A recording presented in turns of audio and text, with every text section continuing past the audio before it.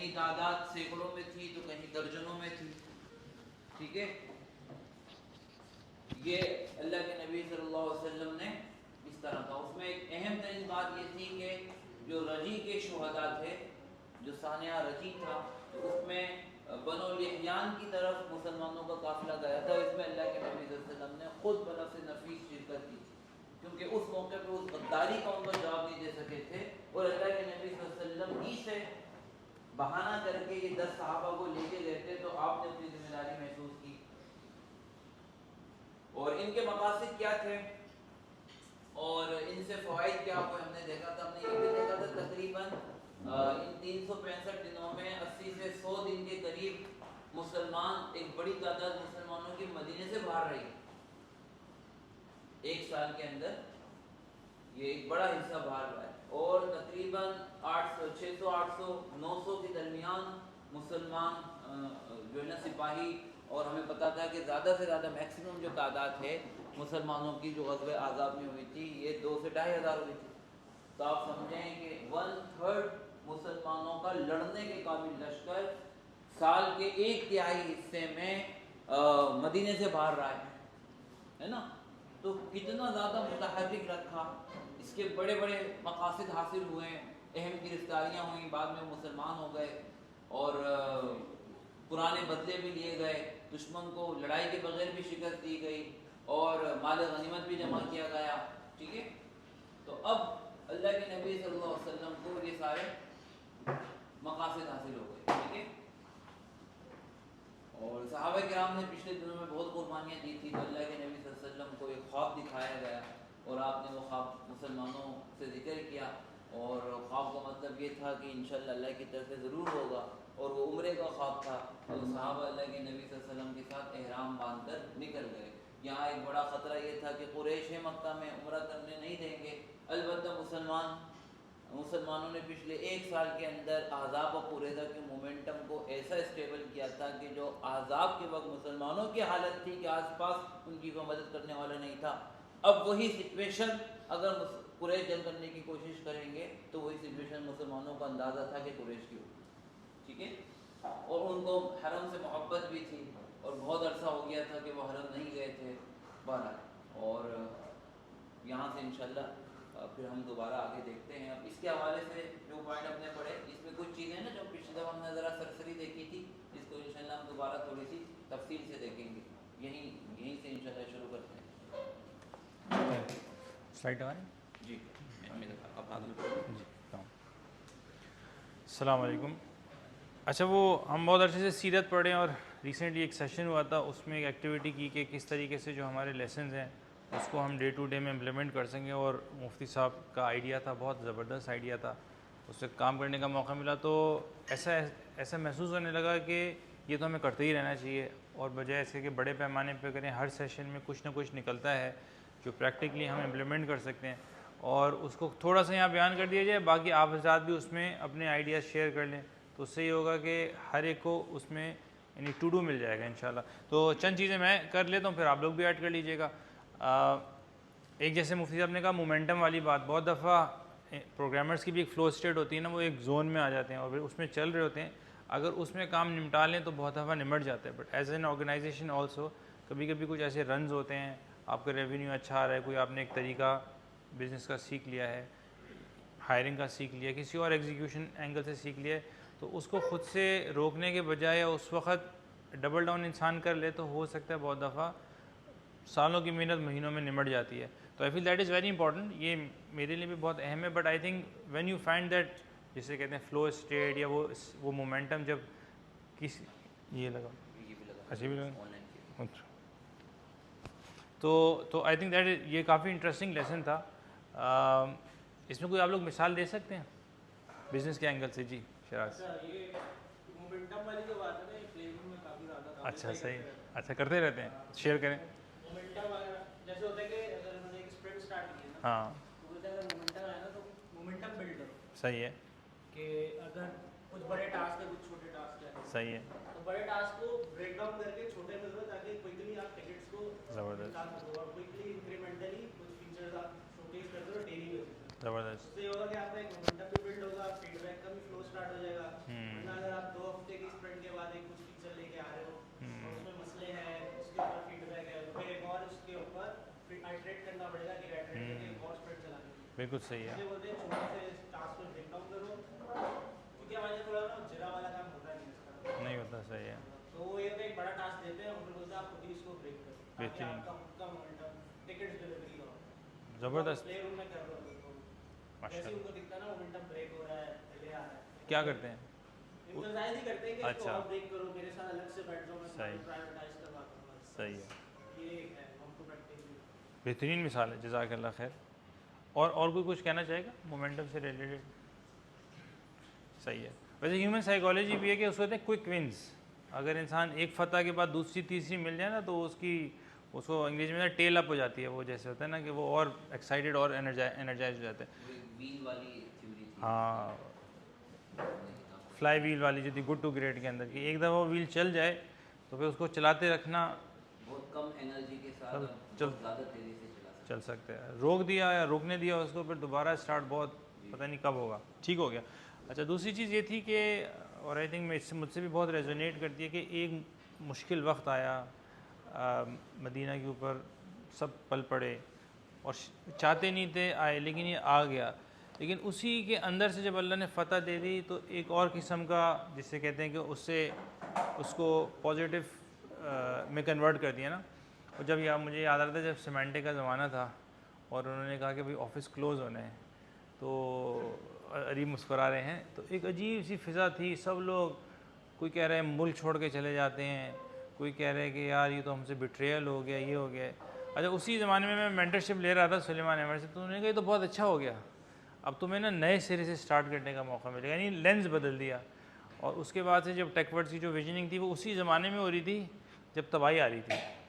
और तो मुझे वो महसूस हो रहा था कि बहुत दफ़ा ऐसे जो हालात आते हैं, फिर अल्लाह पाक इसके ज़रिए कोई और खैर देना चाहते हैं, तो उसकी बंदा ना उसको पॉजिटिवली देख के आई थिंक उसको इम्प्लीमेंट करने अभी बहरहाल करना ही पड़ता है। लेकिन इस केस के अंदर भी जो सिचुएशन थी उसके अंदर आप अलैहिस्सलाम ने इसको ना बहुत तेज़ी के साथ स्विच किया। जैसे जितने दुश्मन थे वो उनकी गद्दारी भी साबित हो गई, फिर बदवी कबाइल भी हो गए, और अपनी रिट एक तरीके से बना कुरैज़ा से निमट लिया। हो सकते पीसफुल चल रहे होते सब कुछ, तो ये सब काम ना होते, और पता नहीं वो फ़तह मक्का और वो कितनी दूर होती। तो बज़ाहिर एक मुश्किल आई, लेकिन अल्लाह के नबी ने अल्लाह के हुक्म से उसको बहुत पॉजिटिव में कन्वर्ट कर लिया। तो I think it became a catalyst for change. दूसरी बात यह है कि जो उम्रे से रिलेटेड है कि आप अलैहिस्सलाम ने ख्वाब देखा था, तो ये भी बड़ी इंस्पायरिंग बात है कि एक विज़न था, वो तो अल्लाह की तरफ से ही था, लेकिन बहरहाल एक विज़न था, एक ख्वाब था। और जब उनको सहाबा के सामने बयान किया तो उसकी ज़रिए से वो एक शेयर्ड ड्रीम बन गई। यानी उसमें रिक्रूटमेंट ड्राइव नहीं, कौन चलेगा, इरादा करो, तश्कील करो, फ़ज़ाइल सुनाए, बल्कि वो सहाबा कराम को ऐसे तरीके से प्रेजेंट किया, वो हालात ऐसे थे कि उन्होंने खुद ही, उनकी दिल की आवाज़ भी वही बन गई। और वो एक शख्स का ख्वाब जब वो वहाँ पहुँच रहे थे तो पता नहीं कितना बड़ा मजमा था, मुझे 1400 का माशाल्लाह सहाबा थे, और वो सारे खुद आए थे, उसके लिए कोई आवाज़ नहीं लगाई गई, कोई रिक्रूटमेंट नहीं की गई, है ना। तो और फिर वही वहाँ जाके फिर सुलह हदीबिया में कन्वर्ट हो। तो आई थिंक ये भी बड़ी पावर ऑफ विज़न बड़ी अहम है, और हमारे जहन में भी विज़न होना चाहिए और हमें अपनी टीम से शेयर भी करते रहना चाहिए हर लेवल के ऊपर। तो उसकी बड़ी एक यूनाइटिंग इम्पैक्ट होता है कि लोग जुड़ जाते हैं, उनको एक मकसद मिल जाता है। सहाबा तो खुदा गए थे, रास्ते में कुछ और आसपास के आराब को बुलाया था, वो नहीं आए, वो नहीं आए थे। सही। ये है कि वो क्योंकि विजन में शरीक नहीं थे, सहाबा तो थे विजन में शरीक, तो शेयर हुआ तो उन्होंने अपना लिया, हाँ, उन्होंने नहीं अपनाया, उनकी डिटेल आ जाएगी इंशाल्लाह। इसमें कोई बात कोई कहना चाहेगा प्रैक्टिकल हमारे ऑफिस के एतबार से या काम के एतबार से? ये चलें, एक बहुत सारी बातें ना एब्सोल्यूट लीडर पे तो फिट होती हैं, लेकिन मिड लेवल लीडर, एक मैनेजर है बेचारा, 5 लोग हैं, एक प्रोजेक्ट लीड कर रहे हैं, तो उसके पर्सपेक्टिव से कोई कुछ कहना चाहेगा? आप लोग कैसे विजन, जो टेक लीड्स हैं, जो प्रोजेक्ट रन कर रहे हैं, आप क्या विजन देते हैं अपनी टीम को? वैसे कोई कुछ ऐड करना चाहेगा? हमजा या कोई और? सॉरी मैं कॉल आउट नहीं करूँगा। आपके साथ इमेजिन कि आपके साथ 4-5 लोग काम करें, एक प्रोजेक्ट आया हुआ है, क्या विजन देंगे? जी चले, थैंक यू यार, मुझे आपसे उम्मीद थी आपको अच्छी बात करेंगे। एक तो विज़न ये होगा कि बेसिकली हमारी जो वैल्यूज़ हैं वो भी उनके उस पे आ जाए, अपनी चीज़ें शेयर करना जो हम लोग यहाँ पे लेके चल रहे हैं, और जो उसको मेंटेन रखना, जो भी हमारा वैल्यूज़ है, जो भी हमारी जो विज़न है उसको मेंटेन रखना, उसको कभी मतलब टफ सिचुएशन में आके उसको इधर उधर ना कर देना, फेर ना देना, उस पर फोकस रखना, और वक्त पे चीज़ें डिलीवर कर देना, कोशिश ये करना है कि डिलीवरी हो जाए। तो ये सारी चीज़ें अपने मतलब सर्कल अराउंड ये सारी चीज़ें रखनी है कि क्या पर्पस होगा हमारा, क्या मतलब जो हमारी अपनी कंपनी की जो वैल्यूज़ हैं उसको भी रखना है साथ में, दावत की नीयत से काम दावत की करना। नीयत से रखना है, बहुत सारी चीज़ें हैं ऐसी। अच्छा, तो इन सबको रखना और मोटिवेट करते रहना, जो बंदा डाउन फील कर रहा है उसको भी मोटिवेट करना, तो ये सारी चीज़ें हैं। ज़बरदस्त, माशाल्लाह। और कोई कुछ कहना चाहेगा? आई थिंक वो स्मॉल प्रोजेक्ट्स में आप ये भी कर सकते हैं ना कि मतलब हम किस तरह कंट्रीब्यूट कर रहे हैं लार्जर विजन में। अगर एक नॉर्मल प्रोजेक्ट चल रहा है तो किस तरह लार्जर पर्सपेक्टिव में कंट्रीब्यूट कर रहा है किसी भी रोल में, किसी भी फंक्शन में। तो ये बहुत इंपॉर्टेंट पार्ट है कि आप किस तरह कर रहे हैं, यानी आप एक सॉफ्टवेयर बना रहे हैं तो वो किस तरह टेकवर्क्स के विजन में कंप्लाई कर रहा है। 100%। कोई किताब में लिखा था कि वो शुरू में जब मून की रेस लगी थी रशिया और अमेरिका के बीच में, तो बहुत ज़्यादा इसकी बात होती थी। तो एक चपरासी से, नासा के चपरासी से किसी ने पूछा तुम क्या करते हो? कहता I am helping putting man on the moon. चपरासी कह रहा था क्या? तो उन्होंने कहा कि उन्होंने इतनी बात की कि we will put man on the moon.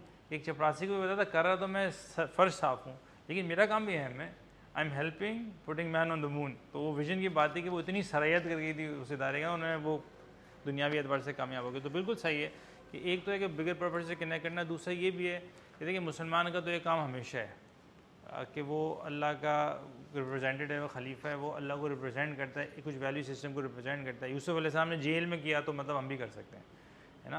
तो ये हमारे हर वक्त रहना चाहिए और बहुत दफ़ा अपनी टीम के सामने भी रखना चाहिए। फिर मुश्किल इतनी मुश्किल महसूस भी नहीं होती और फिर एक नेक्स्ट लेवल काम से इंसान कनेक्ट हो जाता है ना। तो अच्छा, और बस आखिरी चीज़ ये है कि एक चीज़ जो मुझे बड़ी वो लगी कि जब यहूदियों ने बिट्रे किया और जब आप अलैहिस्सलाम अभी वो थकन दूर भी नहीं हुई थी, तो फ़ौरन उनको वहाँ से जो उनके साथ एक्शन लिया गया और उनको निकाला गया। इत्तेफाक से आज वो कतर का भी सुन रहे हैं और उनकी भी सॉवरेनिटी बिट्रे की गई है। तो ये एक बड़ा अहम चीज़ होती है कि ऑर्गेनाइजेशन के एंगल से किस तरह हो सकती है। बहुत दफ़ा हम ऐसे क्लाइंट्स, और ये हमारे साथ टेकवर्ड में भी हुआ है, आ जाते हैं जो ऐसी बात करते हैं कि जिसमें एज ए लीडर या तो आप क्लाइंट संभालो या अपने एम्प्लॉय का ख्याल रखो, है ना। उसके साथ ऐसा लग रहा है कि जुल्म ज़्यादती सी होनी शुरू हो गई है।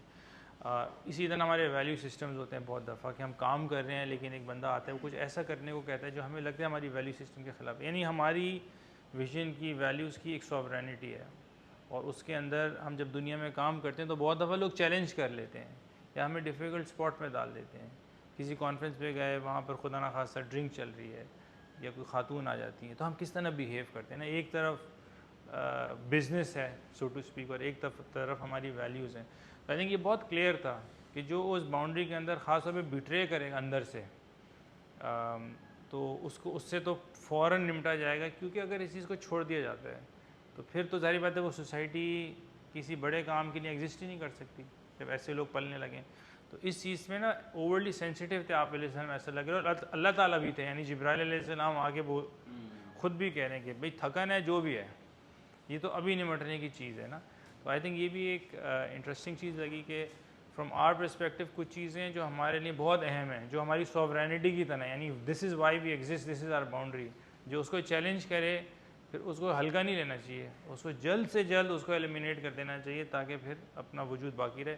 वरना फिर ऐसे वजूद का फ़ायदा भी क्या जो किसी सॉवरेनिटी के बगैर हो, किसी वैल्यू सिस्टम के बगैर हो। तो बहरहाल चंद चीज़ें थी, आई थिंक दैट्स इट। और टाइम थोड़ा ज़्यादा ही ले लिया। आखिरी पॉइंट पे कोई कुछ कहना चाहे या किसी से रेजोनेट करता है? जी जी जी, हम तो आज फ्लो स्टेट में। अर्न रिस्पेक्ट वाली जो बात थी, हाँ, इसमें एक स्टेप था अर्न रिस्पेक्ट। तो आई थिंक सॉरी, इस पे काफ़ी टाइम लगता है इंसान को रिस्पेक्ट अर्न करने में, और वो डिपेंड करता है आपकी अपनी वैल्यूज़ पे कि आप किस तरीके से डेडिकेटेडली किसी प्रोजेक्ट पे काम कर रहे हो। मैं सिविल में था तो मैंने काफ़ी चीज़ ये सीखी और मैंने सब्र का सांस लिया सबसे पहले तो, और काफ़ी सिचुएशंस ऐसी भी थी जिसमें बंदा टैकल कर सकता था और ब्लेम भी कर सकता था, लेकिन उस इंस्टेड ऑफ ब्लेमिंग थोड़ा सा उसकी एडवाइसेस को, उसकी जितनी भी चीज़ें थी उसको रिस्पेक्ट दी। फिर कुछ महीने बाद ऐसा हुआ कि उन्होंने मतलब मैंने खुद एक रिस्पेक्ट अर्न कर ली, और जिसकी वजह से फिर वो भी थोड़े से फ्रेंडली हो गया, मैं भी फ्रेंडली हो गया। और फिर इसके बाद हम लोगों ने आपस में इस चीज़ के बारे में फीडबैक शेयर्स भी हुए, और इससे ये हुआ कि रिस्पेक्ट भी अर्न हो गई और उनको भी अपनी मसले का अंदाज़ा हो गया और हमारी मसले का मतलब सारी चीज़ें पता चल गई। और सबसे अच्छी चीज़ ये हुई कि उन्हें टेकवर्ड्स की वैल्यूज़ का अंदाज़ा हो गया कि यार हम लोग भी किस तरीके से लेके चलते हैं चीज़ों को। तो वो भी मुझे एक अच्छा मतलब टाइम मिल गया कि मैं उनको एक्सप्लेन कर सका कि इस तरीके से हम लोग लेके चलते हैं काम को, और ये वो इश्यूज़ थे।